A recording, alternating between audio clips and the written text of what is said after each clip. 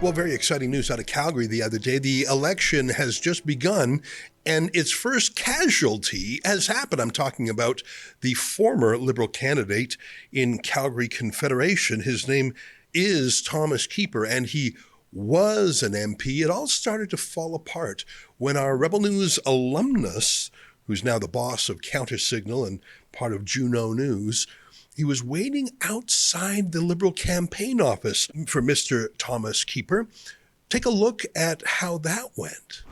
Mr. Keeper, Thomas. Hi, Thomas. I just have some questions to ask you. We just have some questions to ask you.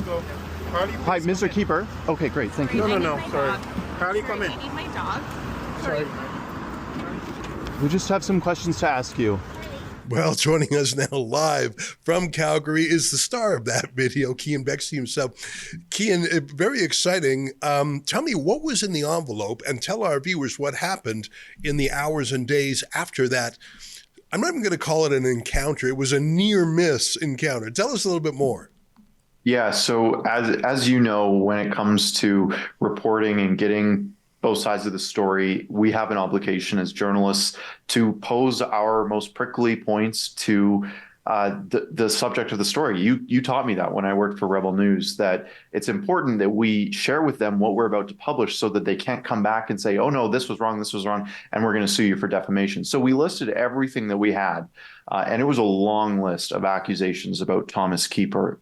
Usually, we get tips here and there of something some candidate might have done in the past, but in Thomas Keeper's case, dozens of people came forward and 8 people went on the record with me to discuss allegations of sexual abuse, physical abuse, and verbal abuse against men and women. And we had to put these questions to him and ask him if he had any defense at all about what we were about to publish. And we have a lot more to publish that we're now not, I think, going to publish because I don't think it's necessarily in the public interest to go after some random real estate agent in Calgary. But this man wanted to be a member of parliament. He wanted to sit in Ottawa right behind Mark Carney and make laws controlling our lives, controlling the military, controlling tax policy. And people like that need to be held accountable. Yeah. You're so right about putting the prickliest comments to the subject, especially if you're dealing with something like a sexual abuse allegation that's so extreme, so devastating. First of all, you don't want to get it wrong, and for your own sake, and you don't want to get it wrong for his sake too. If it's not true, you want to know. Now, I'm going to guess based on that footage that you had sent him some sort of warning shot, like an email or something, because he looked like he knew what you were up to when you came there. Like he knew who you were, obviously. He ran inside, they closed the door. I take it that you had sort of reached out in a less direct way before. Is that true? Yeah, we had emailed him, we texted him, we called him, and without even looking over his shoulder, he knew exactly who was standing behind him. Yeah. Wow.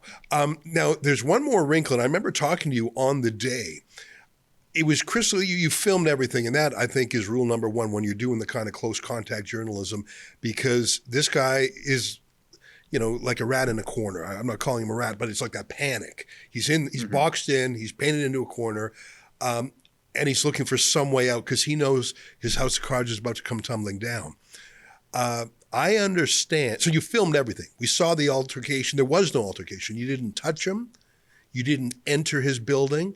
You didn't make any threatening words. You basically just said what you just said to us here, which is you wanted to deliver some prickly questions to him. Now, before he knew that your video showing the incident happened, I think he called the cops. Tell me a little bit about that. Yeah, so we were filming this on a hidden camera because you never know what will happen. It's to protect him and me. In that exact same riding, Calgary Confederation's riding is the same riding provincially where Anne McGrath called the cops on me. Yeah, I remember that. I remember that was one of your finest videos with us. Here, let me that actually launched my career of on the ground journalism. Was Anne McGrath there? I'm not talking to the Rebel. Has any other media organization asked? I'm going to call the police. Okay, we're in public, so I'm allowed to ask you these questions. No, you're not. I'm not allowed to ask you questions. Not on a sidewalk when I've told you I'm not talking to you. This is harassment. It's not harassment. This is You're a public harassment. figure and a communist This who is wants to harassment. represent Albertans.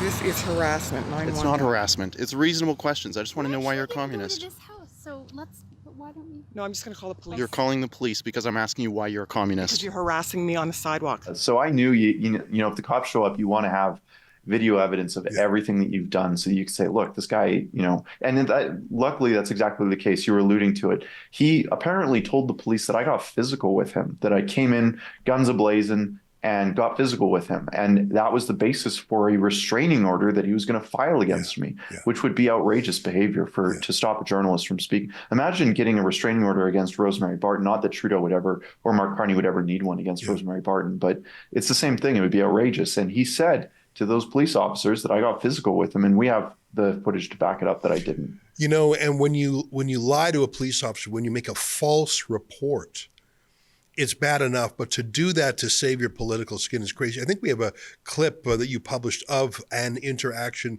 with the cops. Let's play just a little bit of that just to show folks. Let's take a look. At any time, was there any physical contact or anything like that? No. Any threats? No, not to me. No.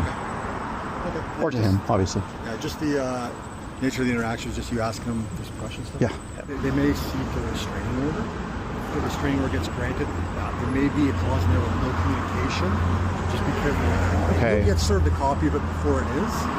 Okay. So I heard your side of the story. I heard his side of the story. I guess he's claiming you went in and came in kind of hot and made physical contact with him. What? Yeah, I mean, I think that, I mean, you could put yourself in the place of a beat cop, especially in an large urban city.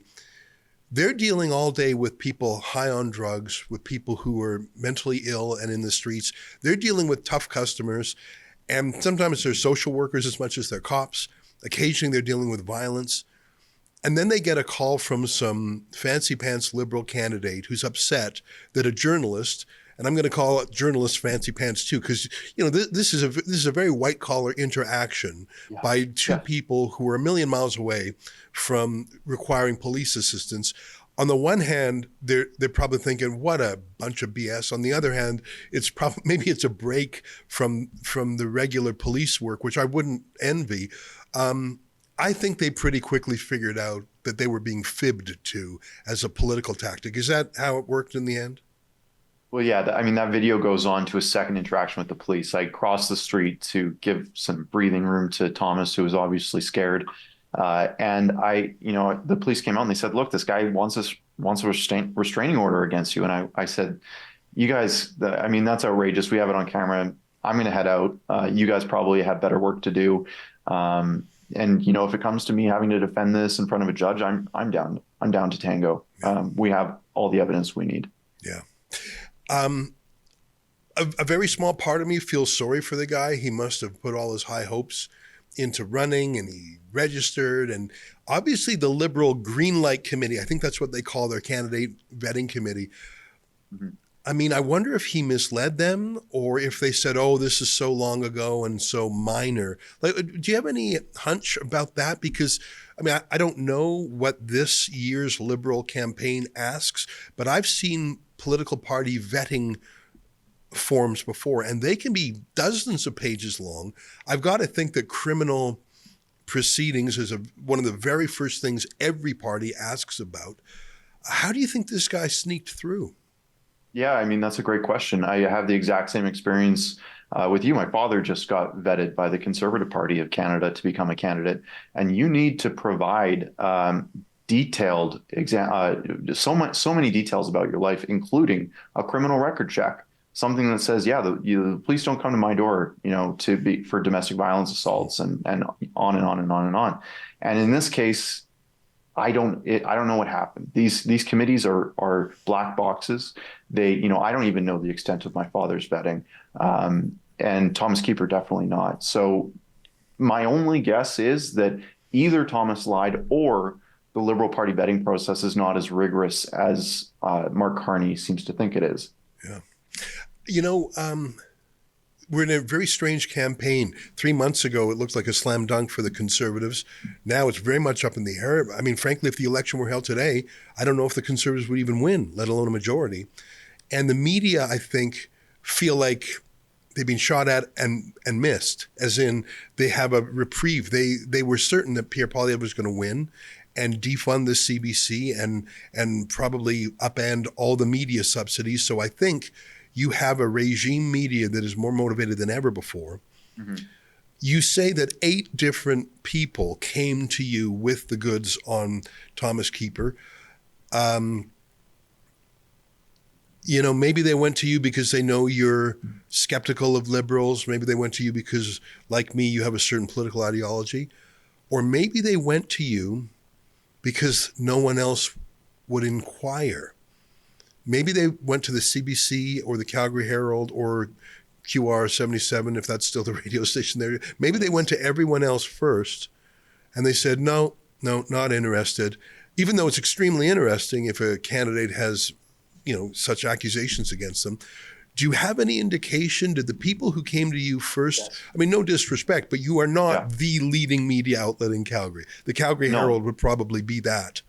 And I know for a fact that multiple of my sources went to other media outlets in the city and they did not cover this story. They had everything that I had. They could have covered this story. And it's not like there's a ton of political scandal or intrigue right now in Calgary. It's the dream of any local reporter who always has to cover Jody Gondek to be able to cover something of national intrigue. Yeah. And they still decided not to, despite having similar sources to me. I mean, I didn't know these people until they reached out to me. Yeah, very interesting. I think that this election is already very distorted compared to other elections. And I think this really is the do or die election. This is the final battle for the regime media. If they can pull Carney across the finish line, they will save their jobs. If they cannot, hundreds, perhaps thousands of them will be out of work. And put aside ideology, just from sheer survival, stories like yours will be muffled. Now, let me just close on this note. I see that after you did the due diligence, and by the way, going and hand delivering questions to someone, that is the height of, what lawyers call responsible journalism. Like, you are trying so hard to get the answers. You were going to his place like that. I mean, any judge, and I remember you mentioned at Rebel News, we would talk about this. You do it so your journalism is accurate, but you also do it just in case you're ever sued for defamation. You can say, Judge, I tried literally everything. I even went there. So, I mean, you did the height of responsible communication. It really is amazing. And you claimed the first scalp of the campaign. And I see the CBC is writing the story, but they didn't mention you in it at all. They just wrote the story as if it just happened.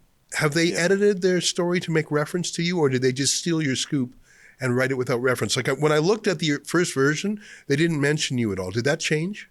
It hasn't changed to my knowledge. We're submitting a formal complaint to the CBC ombudsman.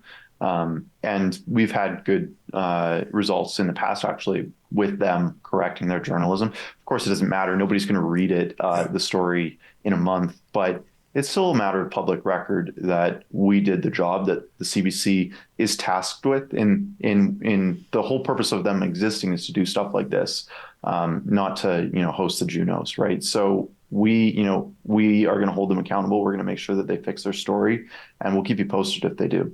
Yeah, it's a real difference between how the CBC covers, let's say, Premier Danielle Smith, and how they cover this rogue candidate. Well, listen, Keean, congratulations. It's fun to see you again.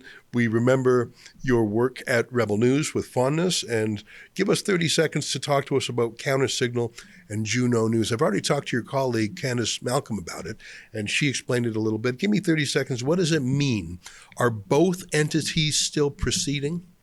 Yeah, so the Countersignal is still existing, still publishing all of the work that we're used to publishing. We tend to be more Alberta focused, but anything that's about it's in the name. It's the Countersignal. We're covering all of the stuff from a different angle that the mainstream media likes to ignore, or we're fact checking the CBC constantly.